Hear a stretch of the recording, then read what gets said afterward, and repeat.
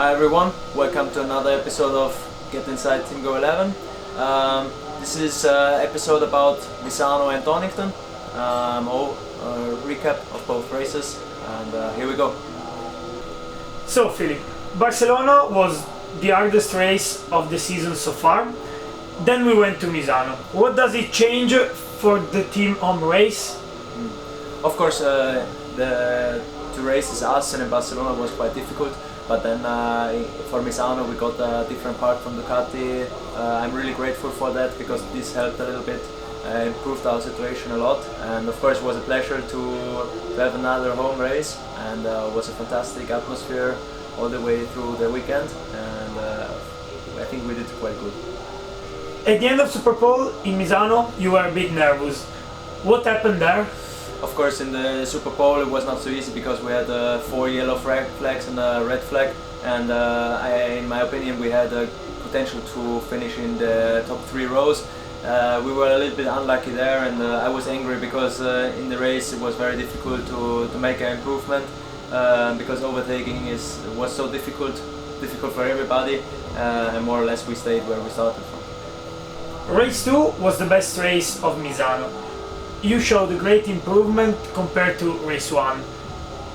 The top was close, but of course the second race was much better because it was much easier to go through the pack.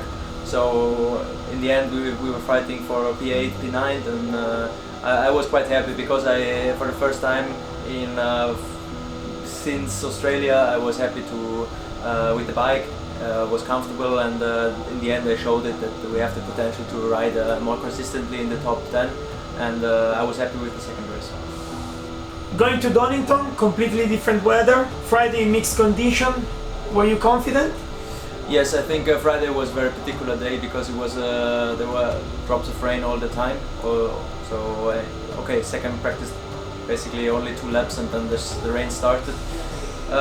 Was a good day. I think it was not very useful day, but the days after was good as well. Due to this Friday, we couldn't have data for the main races. How a rider can adapt the bike for a long distance without trying before? I think in Misano we found out some setup changes which helped us a lot. And in Donington, due to the new asphalt, it was very simple for tire choice because there was only one tire which worked for the sprint race and also for the long race. So it was quite simple, and I had a good feeling right from the start. And this was more or less the base for the 3 good races. Donington race 1, can you speak about the last lap? Yeah, of course I can speak about it.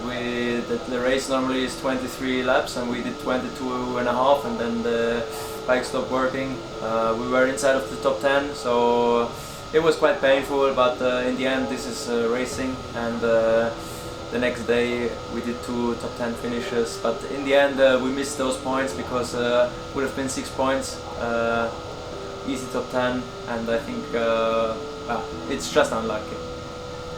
2 top 10 in the Sunday, do you think we were on the right way?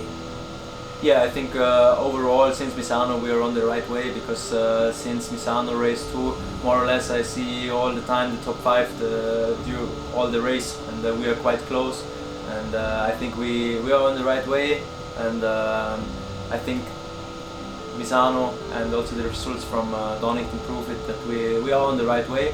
We need to continue working as hard as we do always, and I think then we will arrive where we want to be.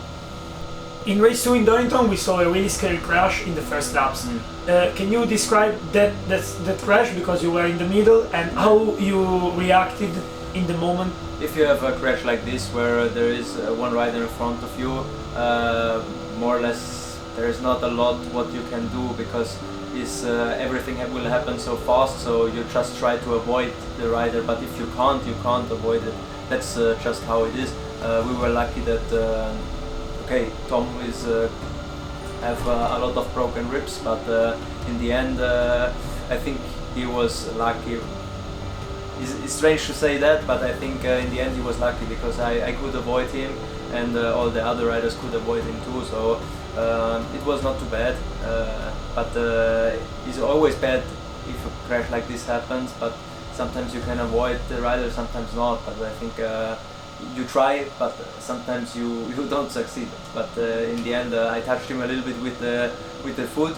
I think, but there is not a lot we can do. So you don't have a choice because everything happens so fast. So that's a recap of Misano and Donington. So a little bit longer episode this time, but see you in the next one.